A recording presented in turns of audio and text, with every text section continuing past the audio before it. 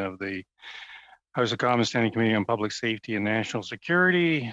Pursuant to Order 1082, we adopted on Wednesday, June 9th. The committee is resuming a study in ideologically motivated violent extremism. And then later this afternoon, we have some committee business, which will be in camera. But we're fortunate today, and I appreciate the understanding of both sets of witnesses that that they are able to appear with us and appear together. We have from the National Council of Canadian Muslims, Mustafa Farouk, Chief Executive Officer, and Shamir Omer, Director of Legal Affairs, and from the Center for Israel and Jewish Affairs, Shimon Kofler-Fogel, President and Chief Executive Officer. Again, I thank both groups for agreeing to appear. We look forward to your opening statements of 7 minutes each. And with that, I'll turn to the National Council of Canadian Muslims. Thank you, Mr. Chair, and members of the committee for providing us the opportunity to offer our thoughts on the study of this committee on ideologically motivated violent extremism in the aftermath of the London terror attack. My name is Mustafa Farouk, and as you've heard, I'm a lawyer and the CEO of the National Council of Canadian Muslims, and I'm joined today by my colleague, Samiha Omer, who's the Director of Legal Affairs for the Council. By way of background, NCCM was founded as an independent, nonpartisan, and nonprofit grassroots organization dedicated to defending the human rights and civil liberties of Muslim communities living in Canada. For almost 2 decades, we have been a leading voice in the promotion of human rights in Canada, working tirelessly in the areas of community education and outreach, media engagement, and public advocacy, challenging discrimination and Islamophobia. With the independently documented rise in hate, racism, and Islamophobia faced by our communities, we are here today because we are greatly concerned about public safety. I think this came to a clear head for me personally when, over this weekend, I introduced members of the Quebec City Mosque with members of the London Muslim community at the funeral of the Afzal family. And then I drove back to Toronto to try to attend a vigil at the IMO Mosque in Etobicoke. The reality is that something has gone terribly wrong in this country. The reality is that while I was preparing for this committee last night I was also at the IIT, the Islamic Institute of Toronto, after 2 individuals yesterday threatened to bomb the center after attempting to break in. And we were reaching out to a Black Muslim woman allegedly assaulted in Edmonton. And we were in conversation with the Beit al-Hadi Center in Edmonton that had a swastika drawn on it. On the evening of January 29th, an armed male entered the CCIQ in Quebec and gunned down 6 Muslim worshippers and injured several more in a terrorist attack targeting a masjid and the Muslims inside it. The victims were Ibrahim Aberi, Azadin Sufyan, Abu Bakr Thabti, Khalid Belkacemi, Mamadou Tanuberi, and Abdul Karim Hassan. In an instance of hate and violence, their earthly presence was taken from us in what remains the worst attack on a house of worship on Canadian soil in modern history. On the evening of September 12th, 2020, a man with alleged links to a white supremacist group, the O9A, walked onto the parking lot of the IMO Mosque in Etobicoke and slit the throat of Mohammed Aslam Zabas. I saw his body that night in the parking lot, even as I had met him that year, handing out food to the poor in the worst of the COVID-19 epidemic. On June 7th, a family was run down in London by an accused with alleged hate-based motivation. Terrorism charges have now been brought against the accused. I'm going to read the names of the deceased into the record. Salman Afzal and his mother, his wife Madiha Salman, their daughter Yumna. Before leaving London, I met the young child, the sole survivor of the attack. I don't really have words to fully describe what that meant. We are here today because white supremacists violent Islamophobic, neo-Nazi, and alt-right groups are growing precipitously. And they're becoming bolder. Whether it's groups like the Soldiers of Odin surveilling a mosque in BC, a group calling itself the Clan intimidating worshippers at Canada's oldest mosque in Edmonton, groups like Les Meutes in Quebec, or the groups that are now planning celebrations of the London terror attack in Ontario. This is to exclude all of the other things that I was dealing with yesterday. Amongst others, in Calgary, a woman wearing a burqa was allegedly accosted. But as my colleague Samiha can tell you, this is pretty much a consistent occurrence for us. We get these calls 365 days a year.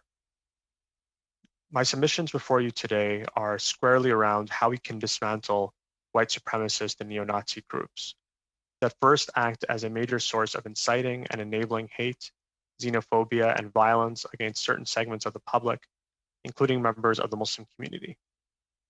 I will also note that our colleagues who joined us today from CEJA joined with us earlier this year, or last year, in our call for more action around white supremacist groups in tandem with dozens of leading Canadian organizations.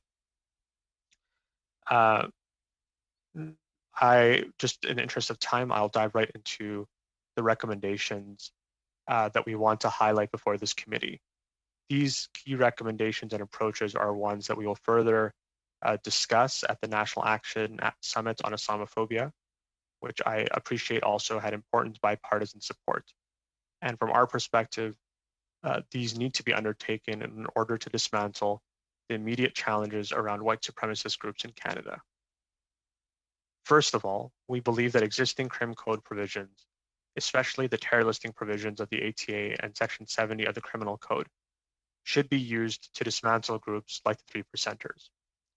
Even as this government utilized current legislative options in dismantling white supremacist groups like Blood and Honor and Combat 18, the Proud Boys, and Tuathan, we believe that the tools already exist in the Criminal Code to list terrorist groups and to disband militias.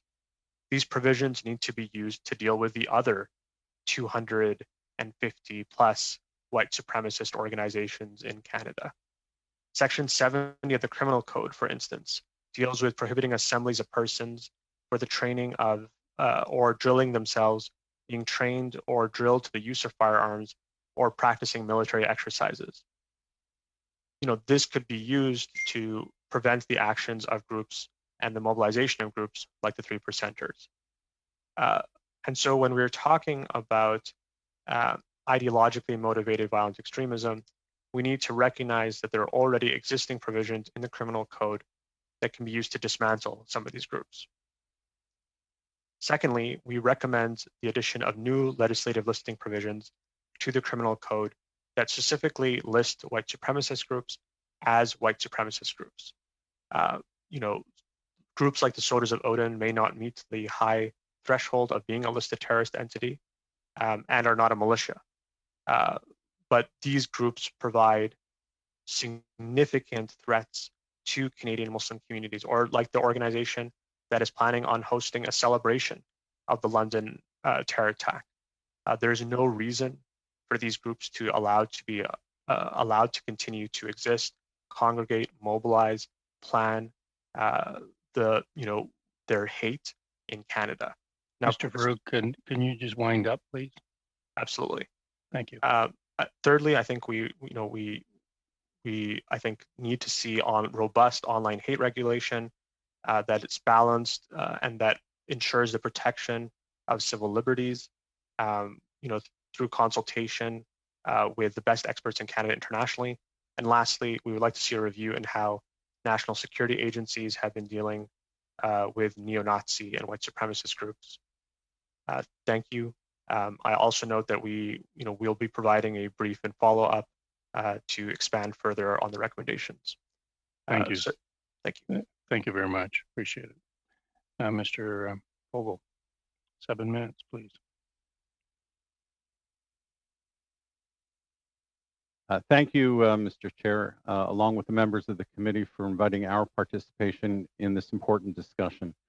My name is Shimon Fogel, and I'm the president and CEO of the Center for Israel and Jewish Affairs.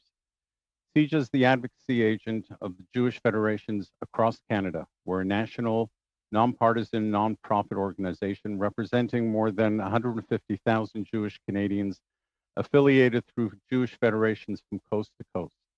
And our mission is to preserve and protect the quality of Jewish life in Canada through advocacy.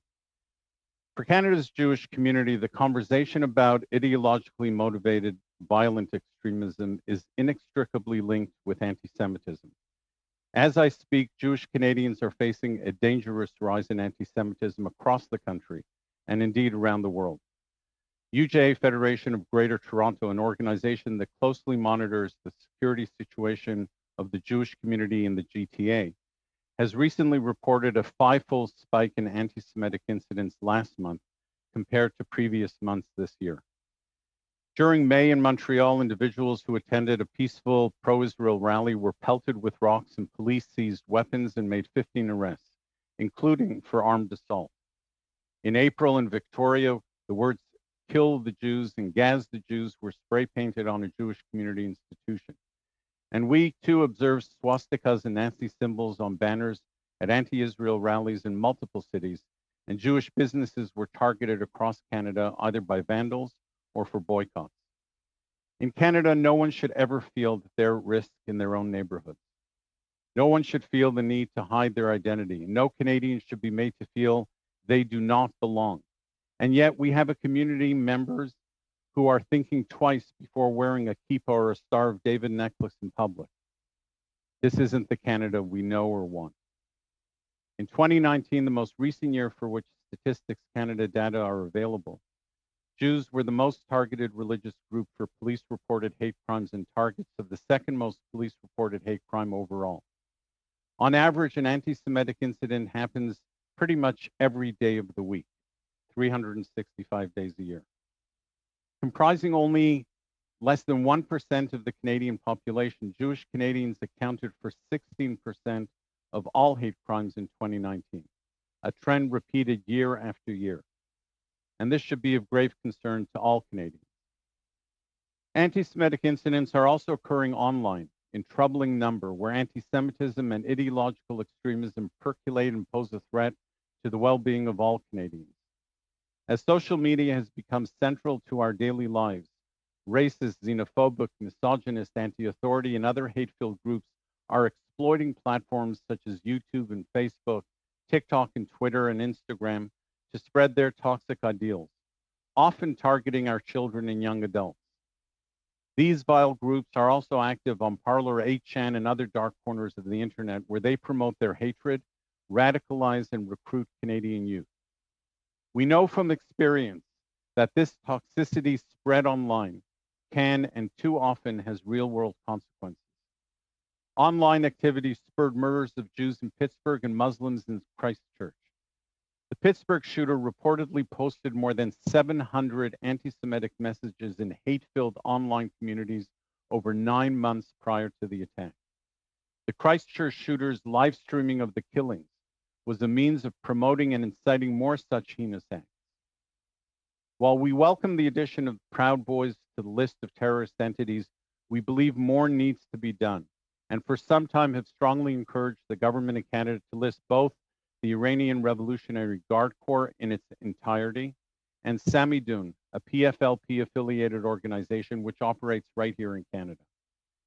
However, we must disabuse ourselves of the idea that radicalization happens only with the support of an organized group. The proliferation of online content has empowered the so-called lone wolf. Radicalization can manifest remotely, circulating in chats and forums, without the direct support or coordination of an organized group. This new threat also makes it even more difficult for police and security services to track suspicious activity. From what we understand of the horrific tragedy in London, the murderer acted independently and may have been radicalized as a lone wolf. And the same is true of the 2018 Toronto van attacker. Anti-Semitism is not associated solely with ideologically motivated violent extremists. While Jew hatred is central to many xenophobic belief systems, such as neo-Nazism and white supremacy, anti-Semitism is also a key component in both religiously motivated violent extremism and in politically motivated violent extremism. Anti-Semitism is a hatred that does not live in a single category. It finds purchase in all three. What most people may not appreciate is that anti-Semitism is a threat not only to Jews, but to all Canadians and to our way of life. Combating anti-Semitism benefits all of us, and we need to call it out whenever and wherever we see it. Because what starts with Jews never ends with Jews. Jewish Canadians value our just, liberal, democratic society. And there's been a lot of discussion about the role of law enforcement. From our perspective, we believe a well-educated and a well-resourced police force is an essential component in fighting hate crime. So let me conclude, therefore, with the following 5 recommendations for the committee's consideration. First, we recommend law enforcement be given the tools they need to combat hate and radicalization, including bolstering existing police hate crime and community liaison units, and providing funding to establish new units where they do not yet exist. This includes increasing resources to security services to monitor, track, and protect Canadians from online radicalization. Second, we recommend increasing resources for law enforcement, Crown attorneys, judges, and others to ensure they receive sufficient training on the importance of combating online hate. Third, we also recommend strengthening legislation to combat online hate, including developing a multi-pronged approach to raise awareness of online hate, adopting civil remedies to combat online hate, and establishing requirements for online platforms and internet service providers for monitoring and addressing online hate on their own platforms. Fourth, we believe funding for the Security Infrastructure Program, SIP, should be increased. This program allows at-risk, private, not-for-profit organizations such as places of worship and educational institutions to enhance their security. To quickly illustrate the value of the program, a security guard at Congregation Shar Shemaim in Montreal was able to thwart an arson attack on the synagogue because of the surveillance cameras funded in part by the program. And finally, we recommend Canada establish a community institution security rebate. As one of the groups most targeted by hate-motivated crime, Jewish institutions spend millions of dollars every year on security personnel. We recommend that the federal government implement a security rebate for at-risk places of worship, schools, and community centers. In conclusion, Mr. Chair and committee members, even though the Jewish community is resilient, we too feel vulnerable at the moment and are respectfully asking you to take action. What we've proposed will not only serve the Jewish community, but it'll benefit all Canadians. History has taught us repeatedly that if left unchecked, the toxin of anti-Semitism can poison all of us. Thanks for inviting me here today. Thank you, Mr. Vogel. With that, we'll turn to our first round of questioning. 6 minutes, Ms. Stubbs. Thank you, Chair. Thank you to both of the witnesses for being here with what is your disturbing, moving, compelling, and action-oriented testimony. I think I know that we all appreciate it. I'm just gonna ask you a couple of questions, and I'd like both of you to share your views on it. Your points that you're raising about the fluidity between these categories of violent extremist activities, including religious motivated and politically motivated extremism, given the definition of IMVE by CSIS, I wonder, do either or both of you want to expand on whether or not you have concerns or whether it's relevant or not relevant about the definitions and the words that are used here, and also in the context of your point about what seems to be increasing instances of this lone wolf radicalization and violent, harmful acts and crimes? Who wishes to take that up? Mr. Vogel and Mr. Fruit? Yeah, sure. I'll start, and I'm sure Mustafa will have things of value to add. I actually, having tracked the discussions of your committee, I actually was a little heartened at the effort to move away from uh, definitions that are somewhat limiting and don't reflect what you spoke of as the fluidity of the situation. And I think it also speaks to your second point about the lone wolf phenomenon. We had in previous times always been anchored in the belief that little cells operated and percolated together and sort of festered and bubbled until they reached a certain threshold and then something erupted.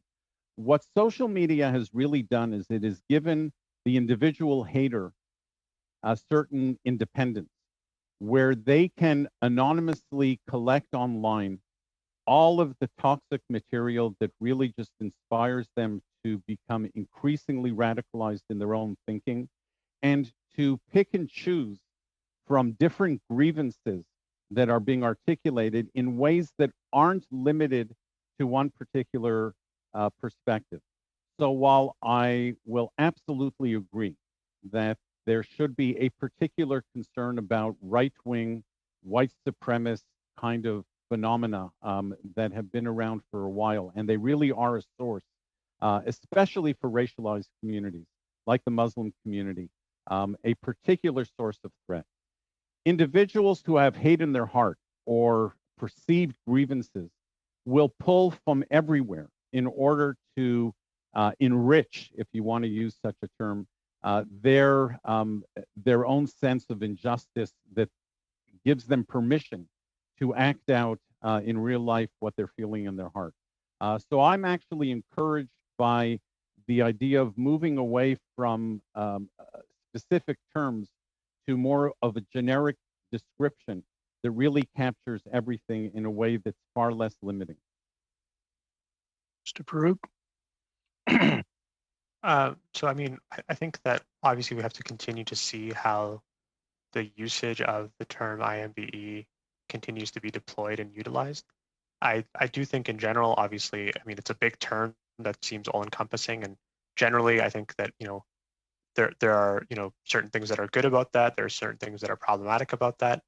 I think we do, though, have to be very clear in understanding the major security threat that I think, I can speak to, at least that, I see from that faced by members of our community.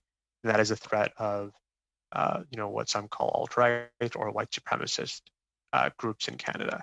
I think, as Shimon, I think, correctly pointed out, some of which seem to be, coming out of the woodwork, as it were, through online mechanisms, the sort of classic lone wolf, some of which are far more mobilized and terrifying, like the 3%ers, which, while they've gone through their own internal power schisms and things of that nature, at one point were training outside Lethbridge with semi-automatic weapons and practicing drills with smoke bombs. I mean, this is my home province. That can't be a thing that's allowed to continue to exist. And indeed, if there were groups of folks that were running around doing that from, I would presume, BIPOC communities, I think that Canadians would have dealt with that a little differently. And so I think we need to be clear as well in calling the threat of white supremacy and the same threat that came upon the doors of Washington, D.C. earlier this year. We have to be very clear in calling that what it is. About half a minute. Thanks, Chair. Thank you, both of you. Related to your points too about moving from words to action, and to your points also about security and safety. Of course, the national security laws have been revised a number of times. Mustafa, I was thinking about this during your opening comments. The latest, of course, were the changes in Bill C-59, which I know that both of your organizations testified before about, and particular policies that were contentious were the removal of the propaganda and advocacy of terrorism as a criminal charge, and also the limitation of security surveillance of protester and anti-government demonstrations. I just wonder from both of you, sorry, Chair, maybe they'll be able to get back to it after too, whether or not you wanted to share some views or thoughts on whether or not those legislative tools should be revisited. Ms. Stubbs is a bit past her time, as she knows, which is unfortunate. Maybe you could work a response in at some other time to her question. And with that, I'll go to Ms. Damoff, and I understand you're going to be sharing your time with Madame Bravolis. Thank you, Chair, and I want to thank both of our witnesses for being here today. It was difficult to listen to your testimony. It's heartbreaking to know that both your communities are afraid to go out depending on what they're wearing. But I also know it's much more difficult to live that, which I don't. Mr. Farooq, I am just my sincere sympathy on the loss in London, Ontario, my hometown. One of the things, I attended a vigil last week in Oakville for the family that was killed in London.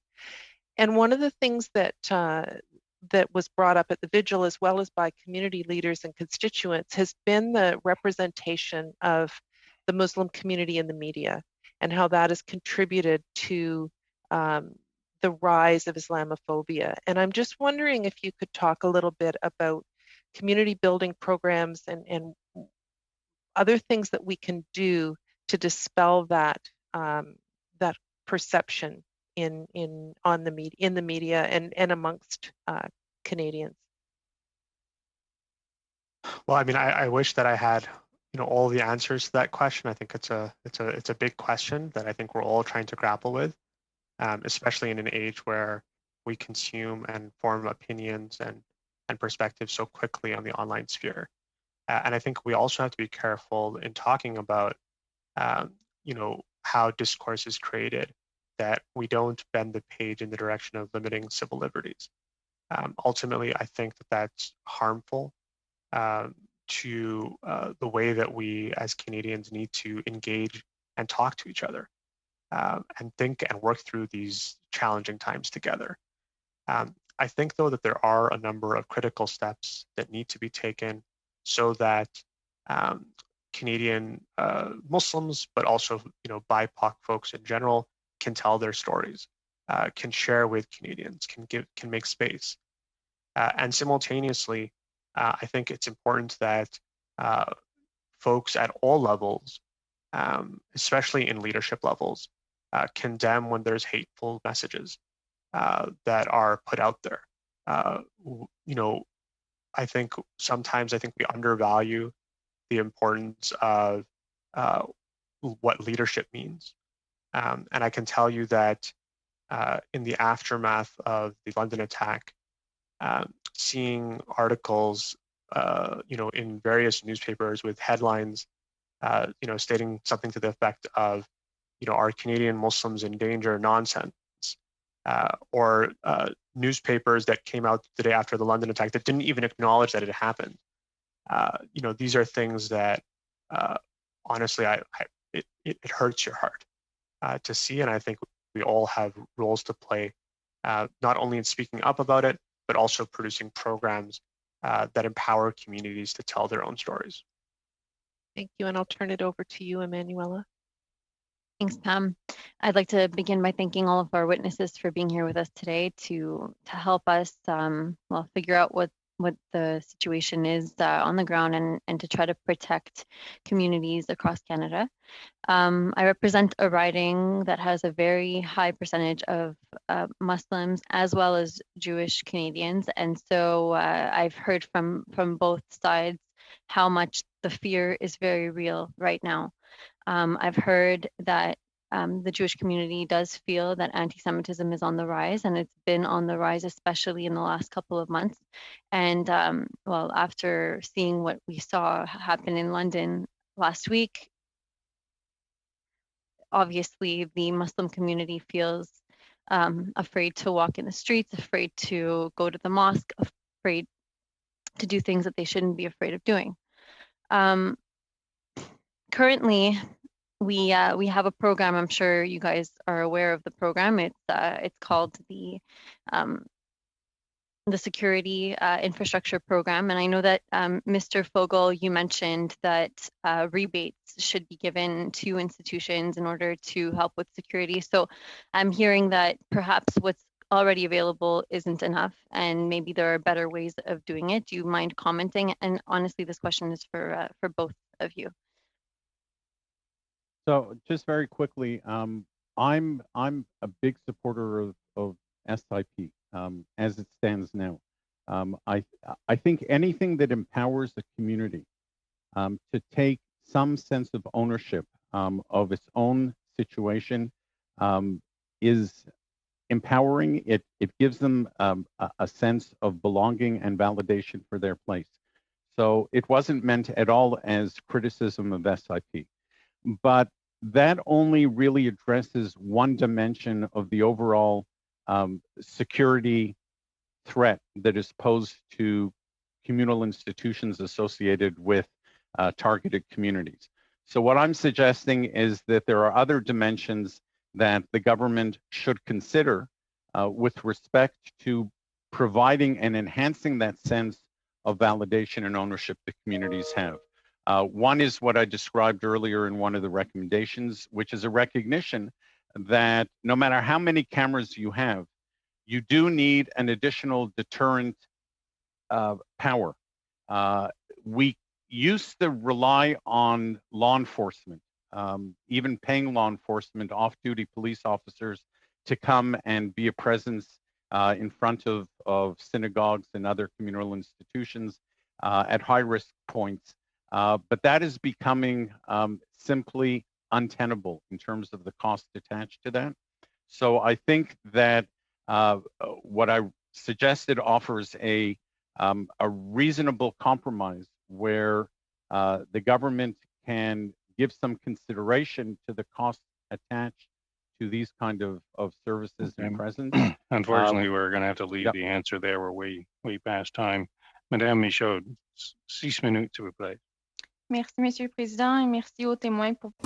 Thank you, Mr. Chairman. Thank you to the witnesses for testifying today. As my colleagues have said, your testimony has been both touching and disturbing. It's so wrong that people are experiencing these things right now. Thank you for sharing. As you know, in June, the House of Commons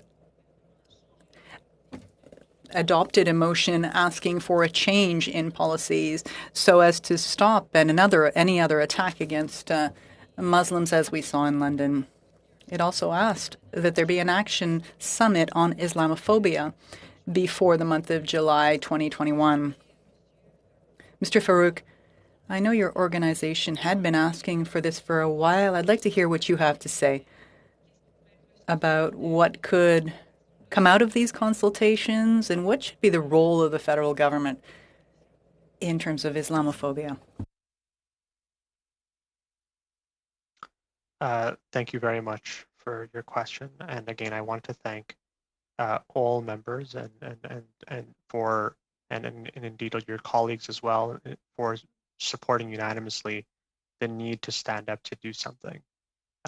It meant a great deal to folks. And I will say that the call for the National Action Summit actually came from the London Muslim Mosque in the immediate aftermath of the attack, and one that we were happy to echo and to champion as well. In terms of what action palpably can be taken, I think we have to recognize that the challenge in front of us is a multi-jurisdictional one. This is a challenge that has to be confronted by the federal government. It has to be confronted by provincial governments, by municipal governments, and by territorial governments. For far too long, I think it's been easy for folks to say it's the other person's job to fix the problem. I think that there is a huge role to play at every level to ensure that we're dealing with the challenges in front of us. At the federal level, from figuring out new ways to deal with white supremacist groups, to online hate regulation, to the appointment of a special envoy on Islamophobia, at provincial levels, to looking at new methodologies for pedagogy and education, to center a focus around anti-racism, even as, the bodies of our Indigenous children come out of the earth. I think now more than ever is time to think about education as a key part of recognizing the history of some of the tragedies that have occurred in this country. At the municipal levels, to thinking about looking at street harassment, representation, so many critical questions. I think this is the purpose of what such a National Action Summit can do. And I look forward to working with all of you to making sure that what comes out of that National Action Summit is implemented, because ultimately the test of governments who are committed and the test of all of us who are committed to going beyond words to action is implementing the recommendations that come forward.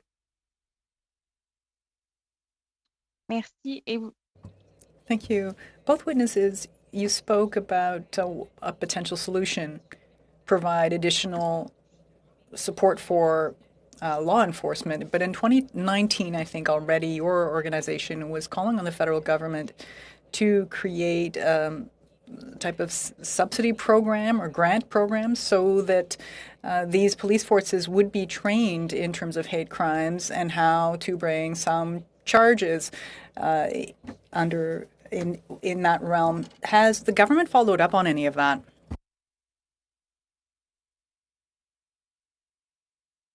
Are you directing that to Mr. Fogel or to Mr. Farouk? Monsieur Farouk. Mr. Farouk. I'm unfortunately, I can't fully comment on that. What I will say is that we have been advocating very strongly for the federal government to continue to move forward with things like RCMP oversight, as well as CPSA oversight. I think that those are critical items that I think everyone agrees upon needs to be refined, especially in the sense of RCMP oversight, which obviously has been a study of a cousin committee. We think that those things are critical and important.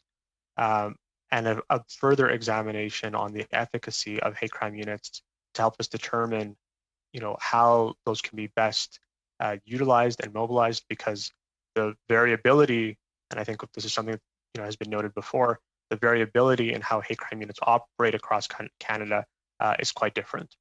And so I think that those are things that have to continue to be looked at and explored. Merci. Thank you. With my remaining time, I'd like to hear Mr. Fogel on that very point. Just under a minute, please. Vous êtes sur mute. You're on mute, Mr. Fogel. On mute. We too have been advocating for more robust training and resources for law enforcement at the local level, because it's at the community level that they can build the most dynamic relationships with the targeted communities, provide the support necessary, and gain the intelligence in order to more effectively track things. There are a whole range of things that I think are tools that law enforcement, prosecutors, and the like can receive. And that should be a focus of both the Islamophobia and anti-Semitism summits that will be taking place over the next couple of months. Merci, Madame Michaud. Mr. Harris, 6 minutes, please. Thank you, Chair. And I want to thank both witnesses for coming before us today. Difficult to find the words to express the shock we all felt and the concern we all feel about what happened in London last week. And I think Mr. Farouk, you yourself found difficulty expressing the concerns as well. I think the whole country is shocked by this once again, I'm afraid to say, and also to hear from CIJA and Mr. Fogel about the ongoing and increasing incidents of hatred against Jews and anti-Semitism spreading throughout the country, and acts for that. And I think we are here today because we, as a committee, felt it's extremely important for us to hear from you about what concrete actions should be taken that haven't been taken to date, that might go some way to show that this country takes it seriously, that the government has a means of following through on recommendations, and we welcome the suggestions that you've made thus far.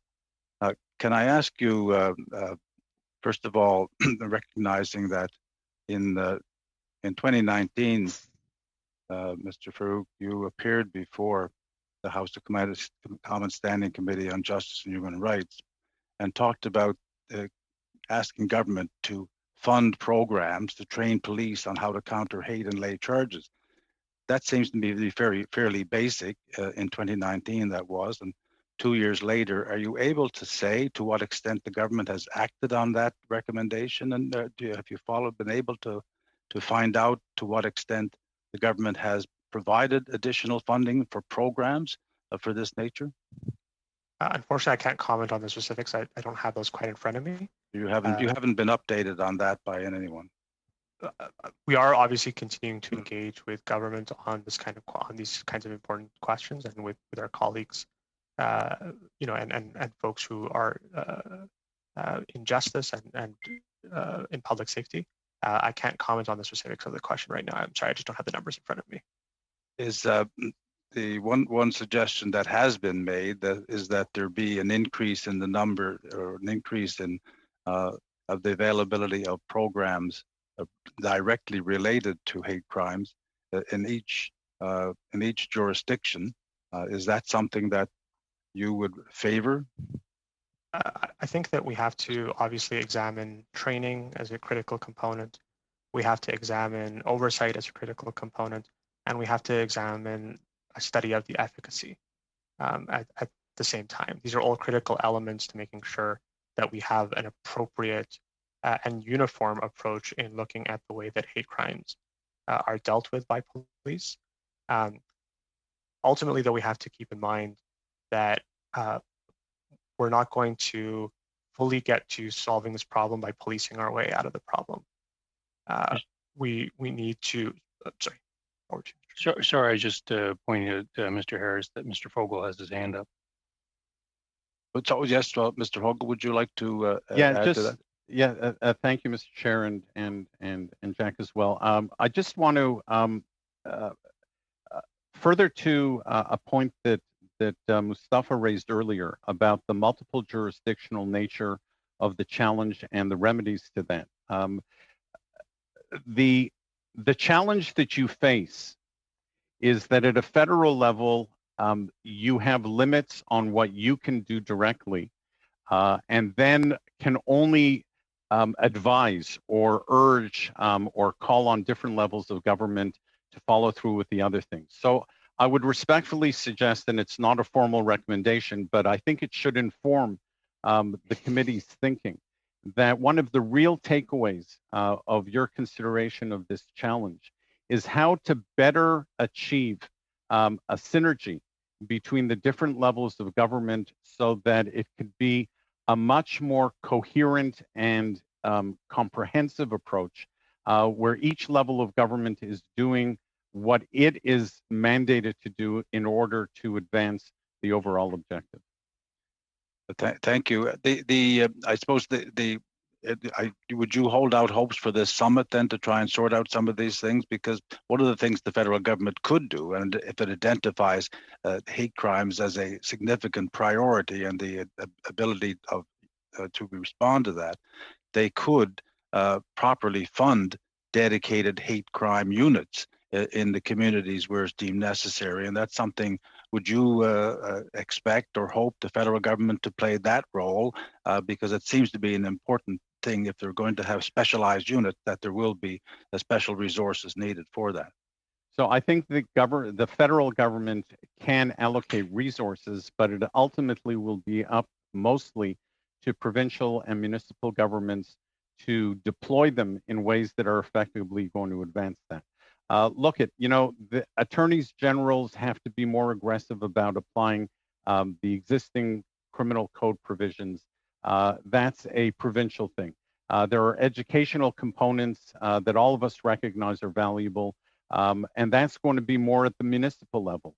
So I think that the central role of the federal government is as a convener, as an authority that brings together the different stakeholders at multiple levels of government as well as the private sector, because we shouldn't ignore the role, for example, of social media platforms in advancing this. Well, unfortunately, we're going to have to leave it there. That's the end of our 6-minute round, Mr. Harris. With that, we begin the second round of 5 minutes. Mr. Motts, 5 minutes, please. Thank you, Chair, and thank you specifically to our witnesses for their amazing testimony. I really appreciate. Glenn, pull your mic up. Sorry, thank you, Pam. I really appreciate your views on the terminology being used to describe various types of extremism. I mean, the consistent message in all of this is hatred. That's the motivation behind all of the violence and that we're seeing, whether it be hatred toward political views, hatred toward religious groups, hatred attached to certain ideologies. So I thank you for boiling it down to what it really is the hatred. I want to go back to my colleague Ms. Stubbs' question with respect to some changes in legislation to Bill C-59. And both of your groups testified before the Public Safety Committee on that. And some of the things that changed that I think that are very contentious were removal of the propaganda and the advocacy of terrorism as a criminal charge in that particular legislation, and the limitation of security and intelligence or surveillance of protester and anti-government demonstrations. Now, you didn't get a chance to respond, and both Mr. Fogel and Mr. Farouk, if you could say, should these legislations be revisited with a view to strengthen and actually deal with the issues that are, as you've both identified in your opening remarks and subsequent testimony, have actually created more issues and more ongoing hatred online with this, because really law enforcement is somewhat muted to be able to respond appropriately. So I'll just quickly begin with your permission, Mr. Chair, and make the following observation. I think the pace at which the backdrop or the landscape against which we're looking at these issues changes is breathtaking. So the idea that it behooves us to review those instruments, policies, regulations, and legislation that are currently in place on a regular basis is one that I think to me is self-evident. But I mean, we never would have thought even 2 years. I mean, smartphones only came into existence at the end of 2012. So 2013, 2014, 2015, it's really only now that we're beginning to appreciate the power of social media as a vehicle, either for good or in this context, something very, very not good. So I think that it does behoove us to look at old legislation, old regulations, and old approaches and test them against the reality of today. I'll also point out that, for example, in a concrete way, we're always trying to balance, and I know your committee is struggling with the issue of balancing free speech with freedom from threat. Some of you will recall that there was a contentious debate about Section 13, and it was ultimately eliminated by the government of the day because it's a two-edged sword. On the one hand, it enshrines the notion that we all believe in, which is freedom of expression. On the other hand, it's also been used as a way to insulate groups that are trying to foment hate, protection from the very thing that we're trying to prevent. So I do think, I mean, it's adding work to your plate, but I do think that it behooves you to routinely build into legislation and recommendations a need for periodic review that would test the reality against what you were trying to achieve. Thank you, Mr. Farouk. I'll say briefly. I think Shimon is right in terms of, as I think he often is, but I think Shimon is right in terms of, a critical tension here being between, obviously, a desire to protect folks against that critical value and those critical constitutional values that we uphold and we know need to be upheld. I think that's exactly the kinds of reasons that we had concerns around overly broad language vis-a-vis terrorist propaganda, and we were pleased to see that the most recent iteration of legislation narrowed it down to a more focused counseling offense. We thought that was important. I think, from our perspective, we want to see the legislation applied equally, but that's not the same as seeing, like, in the sense that, white supremacist terrorist groups should be on the should be dealt with appropriately through the listing provisions that are there. But I think we have to be careful about overexpanding our criminal code, especially around terrorism sections. I think there are existing tools that need to be utilized, and if there's other ways of approaching white supremacist groups, like the creation of new listing procedures, I think that can be done outside of the precise mechanics of terrorism legislation, which has, of course, with it a whole regulatory and legislative set of considerations to deal with. Okay. Well, we're going to, again, I apologize again for cutting both of you off in the middle of these important statements. So, Madame Kara, 5 minutes, please. Thank you, Chair, and thank you to both the National Canadian Council of Muslims and the Canadian Jewish Political Affairs for joining us here today, but importantly for all the work that you do and for your moving and heartbreaking testimonies today. I know the last few weeks have been immensely difficult for so many members of our communities. I know our communities are hurting and we are hurting with them.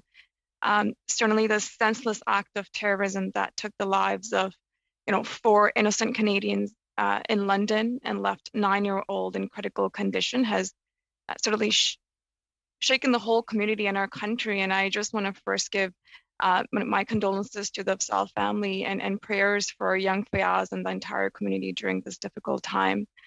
Mr. Farouk, you talked about, the terrorist attack in London, Ontario, the attack on the black Muslim woman wearing a hijab in Edmonton, the incident at the Islamic Institute of Toronto. These events aren't isolated incidents. These incidents continue to show us that white supremacy and Islamophobia, it exists in our communities and poses a huge risk to public safety. And I know we all have a role to play in fighting Islamophobia. I know our government has taken steps, from the work that we're doing through Canada's anti-racism strategy, from the work we're doing in terms of adding white supremacist groups such as Proud Boys to Canada's terrorist listing, increasing funding to protect, places of worship and community spaces, and now leading the National Summit on combating all forms of hate, including Islamophobia, which I know NCCM has advocated for. Which are all steps in the right direction. But from your perspective, what can we specifically do right now to combat Islamophobia, discrimination, and hatred in all its form, whether it is online or offline, that poses such a big threat to our communities, to ensure that nothing like what happened in London ever happens again in our communities? Well, thank you for your very important question, and thank you also for continuing to reach out and to engage. As I think the same thank you to all members go in terms of chatting with our communities at this time. Your appreciations and your words are very heartfelt. What I think is critical to understand is that there are a number of steps that can be taken immediately, and by immediately I mean some today.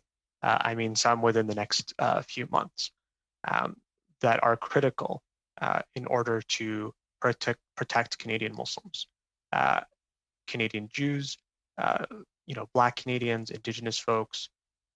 These are steps that need to happen. There's absolutely no reason whatsoever that the 3%ers is allowed to exist as a group in Canada.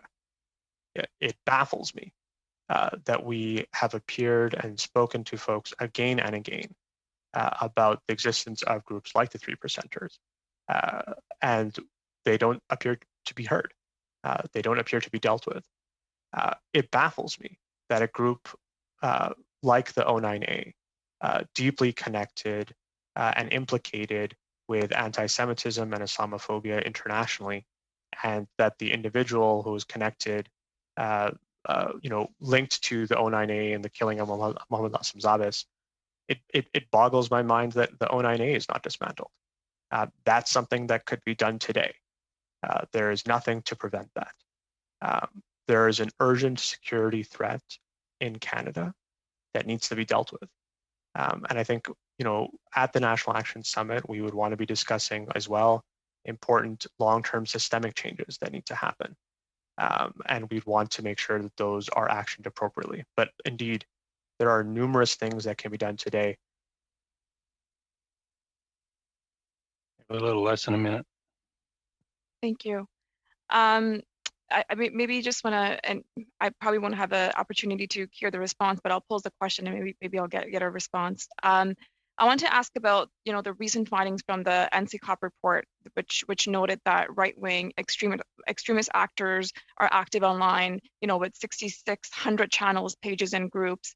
Professor Barbara Perry noted that there are over 300 such groups in Canada, and that there are, which are anti-Muslim as well as anti-Semitic, and are described as a foundation. Excuse me, Kamal. Mr. Farouk seems to be frozen. Am I right about that? And I don't want to. I don't want you to. You may be addressing your question to him, or at least he should hear the question. And I don't want to go on until we get him back. Now we I think lost he's him gone, totally. Chair. Yeah. Yeah. Mr. Chair, we're contacting him right now. Okay, so we'll just suspend for a minute or a few seconds, I hope.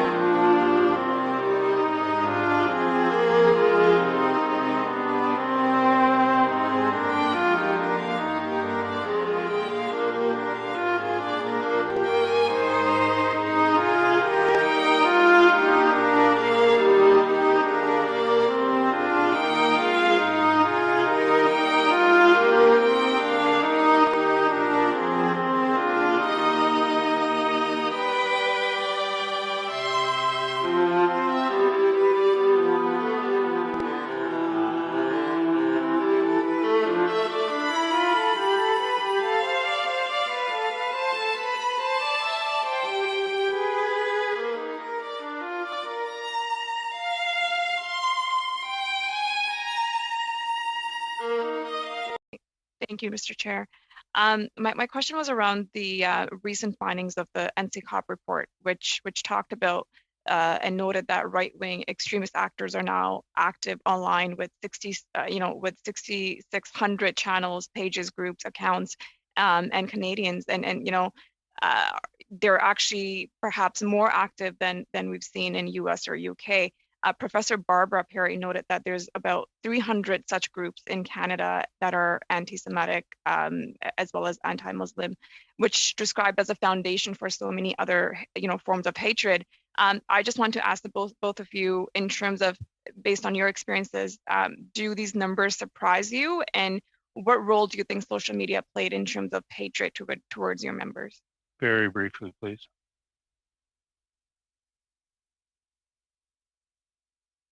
You're on mute. John, you like to keep me on mute. No. Let me just offer. I know that's impossible, Shimon. And maybe Samia has something else to offer. I think there's no question that social media has changed everything. It has allowed for not just the flourishing, but the explosion of hate that is insulated and protected and anonymous and gives and enables people to act out their most vile thoughts. So we have to come up with remedies that are calibrated to align with the potency that social media represents. I don't think it's unique to Canada. But here's the thing. We have to be mindful, and that's why I was so happy, Mr. Chair, that you were focusing more broadly and moving away from some terms, because what poses a specific threat to Jews may not pose the same threat to Muslims, may not pose the same threat to women or to indigenous. And so we have to have instruments that are sufficiently malleable or flexible that they can address and include the whole range of threats that are out there that are expressed on a common platform like social media. Okay, we really did blow through the time there. I apologize. I'm going to have to move on. Madame Michaud, 2.5 minutes. Yeah. May I just only suggest that I can get a written response from NCCM on that as well? Thanks. Right. Okay. Sorry, the time is the enemy at all of these committee meetings. Madame Michaud, 2.5 minutes, please. Merci, Monsieur. Thank you, Mr. Chairman. As I was reading what the analysts prepare for us, which is excellent work, by the way, I was quite surprised to hear that in 2019, the police service in the city of Quebec did not declare all of the hate incidents against Muslims, and that is something that the center had criticized in 2019. They had said that Statistics Canada data on the city of Quebec and the number of incidents there was 3 times higher than what the SPVQ, Sûreté du Québec, would say. Why would you think, Ms. Omer, that there was such a large gap between what Statistics Canada was saying and what the Sûreté du Québec, or police forces, were saying regarding those incidents in Quebec in 2019? I'm sorry, Madame, I won't be able to answer that question in regards to it being in 2019. We can follow up with you in terms of our submissions. Merci, c'est gentil. J'aimerais peut-être entendre. Thank you. That's nice. I'd like to hear from Mr. Fogel on that point, because I don't think this is an isolated incident insofar as statistics don't seem to be the same in various places. What is that contributing to, or what is that due to, or is there an attempt to try to cover up the number of hate crimes or incidents? Do you think it's just a mistake? I'd like to hear what your perspective is on that. Yeah, so that's a super important question, and thank you for putting it on the floor. I'm going to offer you 2 explanations. They're complementary. They're not mutually exclusive. Number one, there is no uniform way of capturing what constitutes a hate crime. So different jurisdictions define it differently. They have nuanced distinctions about what would fit within a category and what not. So one of the needs is for the federal government to set national standards that everybody is able to respond to. But I'm also going to be very, very frank. Law enforcement have a real challenge. And I don't mean this in a adversarial way, but they have to ensure that the information that they then forward to the Crown is responded to in a way that's going to reflect the amount of investment, investigation, research, interviews, and so forth that they put in. And when they get the sense that the Crown is not going to lay hate-related charges, that's a disincentive for them to move in that direction when they're investigating a particular allegation or crime. So one of the things that really has to be addressed is the, for lack of a better term, Mr. Chair, the political will of attorneys general to direct their staff to accurately and vigorously look at particular crimes to see if they meet the standards of hate crime, because a reluctance on their part means it won't go ahead. Reluctance on my part is to interrupt your answers, but it is what it is. Mr. Harris, 2.5 minutes, please. And apparently Mr. Farouk is, his Wi-Fi has crashed and he's trying to connect through his cell phone. So, Mr. Harris, 2.5 minutes. Thank you, sir, and thank you, Mr. Fogel. Perhaps you could elaborate on that. I think I agree with you that there needs to be national standards to identify and record all hate incidents, and because it seems to me that you're right, that there isn't a procedure whereby they can even be identified if, and there needs to be a political will. Is there more that the federal government can do in terms of requiring this or treating this as a national priority in doing that establishment? I think you talked about a leadership role and playing a convener role, but is there more that you would suggest? So I think that a lot of it, Jack, has to do with demonstrating moral leadership. I think if they convey signals and expectations of their provincial and municipal counterparts, those cues will be picked up. And if there's a sense that there's a broad consensus reflecting all levels of government, I think we would see more aggressive attention on the part of the appropriate bodies, in this case, attorneys general, to lay the kind of charges that reflect the seriousness of these crimes and the category or the nature of these crimes. Police forces are going to be reluctant to expend the resources necessary if they feel that they're going to fall on deaf ears on the part of the Crown. So it's so much interrelated and therefore requires that kind of leadership on the part of the federal government. Thank you. I think this meeting here today and the focus that there has been nationally, maybe it means that this is the time is right to at least enforce that as a national priority or convince the public and the provinces and the jurisdictions that it is so. So thank you for that view. In terms of the internet, and I think we all agree that it is a monster that's been unleashed for good reasons in part, but has shown lots of bad unintended effects. What do we have to do to specifically make sure that that the control over the YouTube and the others that are vehicles for this can actually be controlled?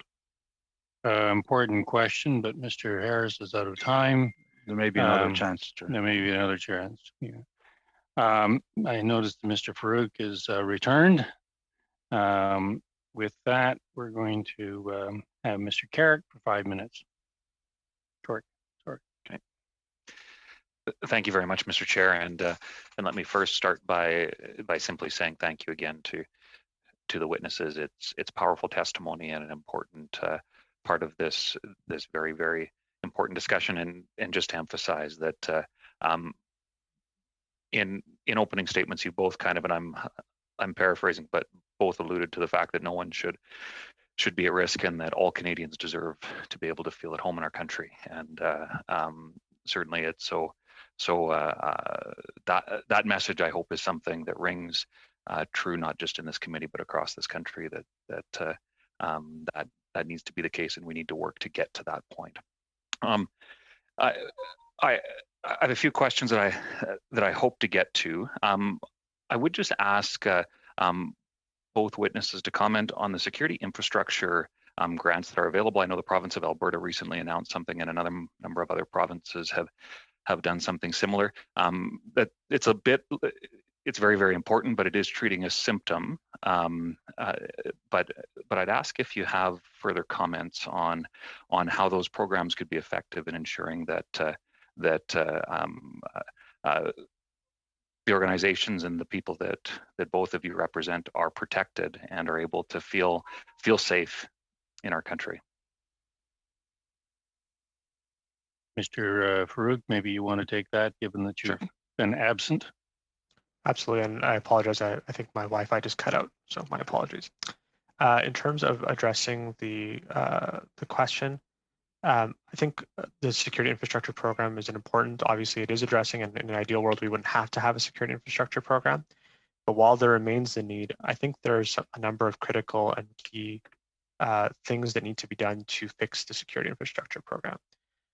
First of all, the security infrastructure program does not operate effectively as a prophylactic tool. In other words, one generally has to demonstrate a risk of hate-motivated crime. Often that tends to come up once you've experienced a hate-motivated crime.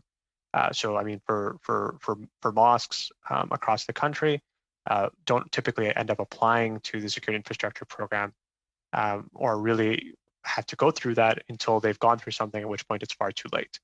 I think a second key area in which the security infrastructure program needs reform is simplifying the process. Applying for the security infrastructure program, and I'm sure all of you as members have had folks in your communities reach out to you to ask for help in applying for the security infrastructure program.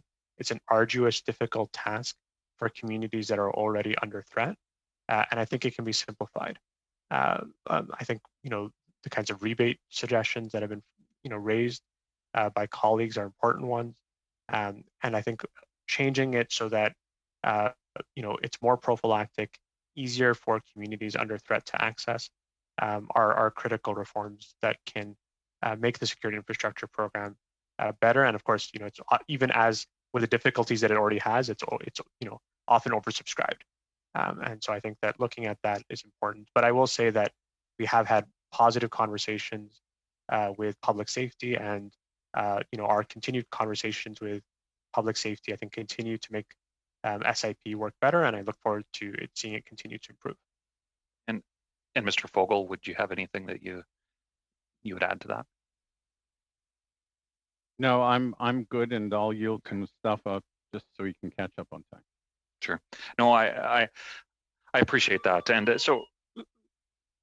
and the point that was made that the internet and social media and the echo chambers, and certainly as a public figure, I've experienced a little bit of the political side of that, and I cannot imagine what some of you folks go through, and having read some of the reports and whatnot, and the unique aspect that this sort of activity can be done as can be brought forward as kind of a lone wolf, and that these actions can be brought about by activity on the internet, and then the need to balance freedoms and civil liberties with ensuring that hateful content is dealt with effectively. And there's a tension there to ensure that this happens appropriately. So I'm wondering if Mr. Farouk and Mr. Fogel, if you could comment on how as parliamentarians do we attempt to find that proper balance to ensure that we deal with the real issues, that there's clear action, but also respecting the fact that we're a free country that values freedom of speech, and finding that appropriate balance is so important. So Mr. Farouk, I would ask. Well, it's an important question, okay. And but the answer would require a PhD. And unfortunately, you're out of time. With that, I'm going to turn to Mr. Lightbound for 5 minutes, please. Sorry. Wait. Merci beaucoup, Monsieur le Président. Merci à nos témoins aujourd'hui.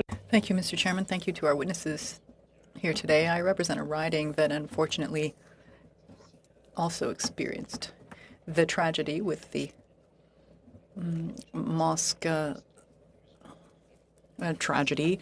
But the Muslim community in Quebec City had already experienced fear Before then, a group like La Meute was already distributing pamphlets in front of the mosque without giving their own name, but they were saying, we're watching you, and they were terrorizing Muslims. No one should have to go through that, and not because of a lack of will on the part of the police forces there, but they didn't have the resources, perhaps, that they needed to help the community address these issues and deal with what they were experiencing. I'd like to hear both of our witnesses on what they would say are best practices for police forces in order to really build that relationship of trust. Do you have any examples of what could be done at the federal level? I've heard what you did say in your testimony, but I'd like to hear a bit more from you. Which one, Mr. Farouk or Mr. Fogel? Either one? Commençons avec Monsieur Farouk. Let's start with Mr. Farouk. Thank you. I think that this is an important question. I think there's a number of important best practices that do need to be undertaken. I think part of those best practices involve a lot of community listening and working with local communities in an authentic way. And I mean, if we look at the Quebec City Police, for instance, I remember in 2019, the Quebec City Police put forward the notion that hate incidents had significantly decreased. That wasn't true. And when we talked to folks, we were able to clarify quite quickly that they had calculated their statistics wrong in terms of the fact that hate crimes were much higher than what they said they were. I think that when police agencies are working with local communities, when they're listening to local communities, when they're listening to those who are saying that we can't police our way out of this problem, and that there needs to be a multifactorial approach, while of course maintaining that there has to be a role for effective law enforcement. I think that that's really when we start to come to solutions. Monsieur Fogel. Mr. Fogel? So I'm hesitant, but I'm going to be a little provocative over here. And Mustafa, if I got it wrong, then please tell me. Here's part of the challenge. Different communities have different relationships and histories with law enforcement. So when you ask the question, how can law enforcement, police services, play a more constructive or more effective role? The answer is going to be different based on the experience of a particular community. So for Muslim Canadians who may have felt racially profiled, or for Indigenous people, or for women who have felt police have been generally dismissive, there's a first step that has to take place before everybody can be aligned in the same place to move forward. So I think it's a really complicated question that really speaks to the need for this to be assessed and managed at the granular level, which is why municipalities are so important to the solution. You're on mute. Avec le fédéral, plus comme So the federal government would perhaps have more of a coordination role. How much time do I have left? How much more You time? have 30 seconds. Okay, well, I was about to go down the same road as Damien and ask you about the fundamental elements that we need to address when fighting online hate while balancing our rights, but I think that's too much to ask in 30 seconds. But, It is. Thank you, Mr. Thank Chair. you. I believe that brings the second round to an end. We're now on to the third round, which is a 25 minutes of rounds, and we have 10 minutes left. So I'm going to be a little arbitrary and cut it down to 2 minutes each, 1 minute for Block and NDP. And Mr. Van Popta is 2 minutes. And I noticed that Mr. Motts is apparently taking the Liberal question. I imagine that'll be a bit of a surprise to Mr. Motts and to the Liberals. So if the Liberals could indicate to me who will be taking the first Liberal question, I'd appreciate it. I'd be happy to ask it, Chair. Yeah, I'm sure you would, but everyone would have a bit of a heart attack. So, Mr. Van Popta, 2 minutes, please. Good. Well, thank you. 2 minutes is too short for this, but thank you to both witnesses, actually all three witnesses, Mr. Fogel from the Center for Israel and Jewish Affairs, Mr. Farouk and Ms. Omer from the National Council of Canadian Muslims, for being with us and helping us through this very difficult conversation. I'm going to ask the question that a couple of people attempted to ask and ran out of time, and that is about balancing civil liberties and keeping Canadians safe, particularly when it comes to the internet. And Mr. Fogel, I think it was you who said that that we need new tools when it comes to regulating the internet. I don't know if you were talking about criminal laws or civil remedies, but perhaps you could expand on that. Like, what would civil remedies look like as far as that goes? Well, I thank you for the question. I'll try and be really brief over here. It's a challenge for me. I think one of the takeaways of this whole discussion is that to really address this effectively, you need a whole of government approach. You have sister committees in Parliament that are actually looking at some of these questions. Online hate is something that the Anti-Racism Secretariat has been focusing on a lot and providing some resources for stakeholders such as the NCCM and us to be able to explore remedies.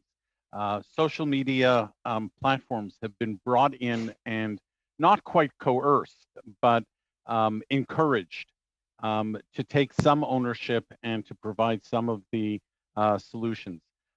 So I don't know what all of the instruments will be. What I know is that for them to be effective, it requires the buy-in from all of the stakeholders. That means government, that means communities, that means social service providers. And we have to distinguish between two groups. There is the vast bulk of Canadians who may be ignorant and insensitive to the impact of social media posts. They need to be educated. And then there are the marginal ones who have to be chased into the corner or prosecuted or somehow defanged so that they don't constitute an ongoing threat. Thank you, Mr. Van Popta. Madame Damoff, 2 minutes, please. Thank you, Chair. You know, we talked about listing terrorist organizations, and as you both know, it wasn't very long ago, prior to 2019, there were no white supremacist organizations that were listed. Now there are 6.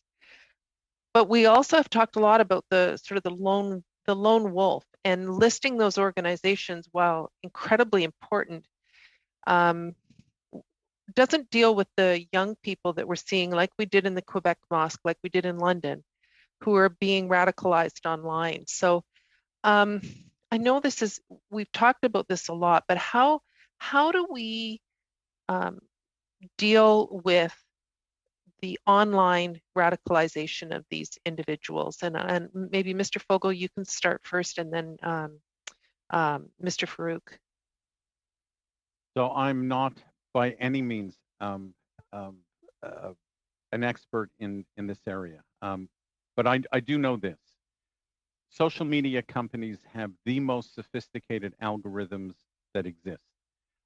They do have the capacity to track, to monitor, to isolate, and to pull out words, phrases, context. It's scary how much they're able to do. So if there's the will to do it, there's the technological capacity to do. And it seems to me the first order of business is to try and weed out all of those toxic sites, all of those conversations, all of those chat rooms, and so forth, so that the individual has far reduced options in terms of gravitating towards things that are toxic and hateful? Unfortunately, that's the end of your 2 minutes. With that, we're going to turn to Madame Michaud for a minute, please. Merci, Monsieur le Président. Thank you, Mr. Chairman. Sorry, I'm supposed to be at another place at the same time, so I got to. So I do have a question for Mr. Farouk. The same question I asked Mr. Fogel a little earlier. In other words, the statistics recorded by the police forces in the city of Quebec, or even what Statistics Canada has noted, that these statistics are not accurate, that only a third of hate crimes are being reported or even registered as being hate incidents, if you will. Mr. Vogel had some very interesting things to say to that effect. And why would you say this is happening? Is it a mistake? Is it an error? Listen, I have 1 minute. Go ahead. You don't have 1 minute, you have 10 seconds. So please go ahead. Sorry. Thank you for the important question. I think that there's obviously, I think this, Statistics Canada itself identifies that one of the major gaps to the numbers is a lack of reporting. I can tell you one of the major gaps in our community doesn't come from a lack of literacy. It comes from and I think Shimon alluded to this. Oftentimes it comes from the fact that our communities have historically had unfortunate dealings when it comes to law enforcement. I have been in conversations with police agencies across countries, including with hate crime units, where people will report a hate crime, and they will be discouraged from reporting, or their complaint is not taken seriously at all. That's simply a reality that's happened too many times for us to fully canvass. I mean, I can tell you that when the Wolves of Odin visited the Al Rashid Mosque, Canada's oldest mosque, no charges were brought, despite their clear stalking, intimidation, and trespass. This is the kind of reason that people then tire of calling the police, because they call and things are not necessarily dealt with. A man tied a noose in an Edmonton LRT station in front of a hijabi Canadian woman, said, "This is for you," and started singing the Canadian national anthem. No charges were brought. Okay. We're going to have to leave it there. I apologize. Mr. Harris, a minute. Thank you, Chair. I believe we have to be concerned about safety first. We can't cover, they're not the only targets, but do each of the witnesses believe that the security infrastructure program ought to be enhanced, and the rebate program for security rebate program, as Mr. Fogel mentioned, should be put in place to the extent that every mosque and synagogue in Canada who desires to have the security it needs will have access to do that and have the support to do that? My short answer is yes. We like short answers. I think my short answer is yes, they should be able to resource to do that. But it also breaks my heart that we have to have this conversation. Good fences don't make good neighbors. Absolutely. Thank you. I believe Mr. Motz is up next, having given up his flirtation with the Liberal Party.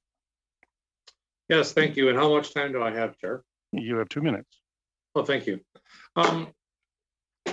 Farouk, and I want both of you to comment on this, but to address to you specifically, initially, you wrote an article recently in that you called anti-Semitism and Islamophobia as two sides of the same coin. Can you both comment on that and why you see it that way? Sure. Since I think it was, I'll speak to it quite quickly. I think that,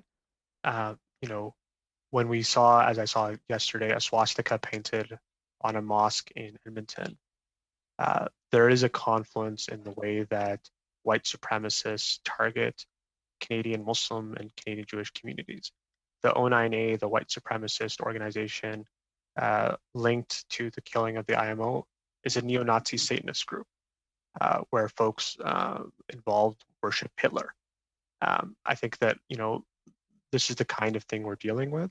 And I think that's why Canadian Muslims and Canadian Jews are united as amongst many other racialized and minority groups, in the need to stamp out dangerous, violent white supremacist groups and the threats that are facing our communities jointly.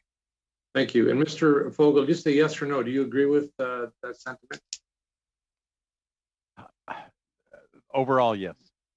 Thank you. That gives me time to move on to my next question. Then I know recently the court struck down consecutive sentences as unconstitutional. The case was before about the Quebec mosque shooting. It was meant he was given a 40-year sentence, but it was reduced to 25, and he killed 6 people. To my knowledge, the government hasn't appealed this decision. Does giving longer sentences to this kind of horrific, unthinkable crime send a message? And does it say we don't accept it? Like, should this be appealed and these crimes are unforgivable and should be given consecutive sentences and those should be upheld? Both of you, please. Just to make sure the record is clear, please. Just to make sure the record is clear, the decision has been appealed and was granted leave at the Supreme Court of Canada. Perfect. Thank you. Okay, thank you. Final question to the Liberals. I see Mr. Fisher hasn't asked a question yet. Is it Mr. Fisher? Sure, Mr. Chair. I just wanted to, first of all, thank you very much to the witnesses.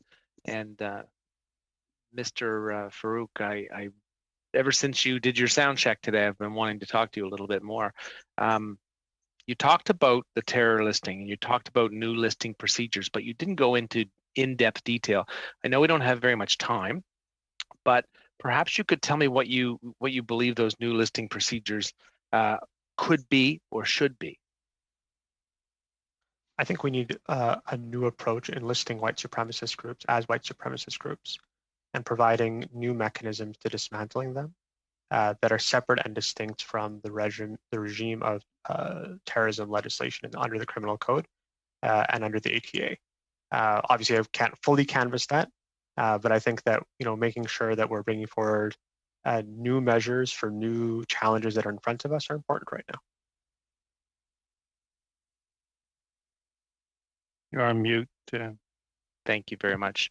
I wonder, Shimon or Mr. Koffler, if you would like to comment on that as well.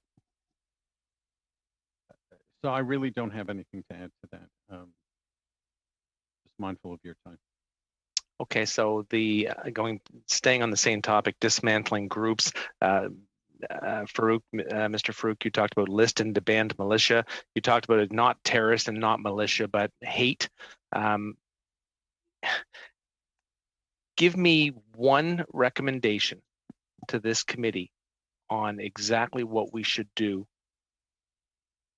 with regards to listing, terror listing.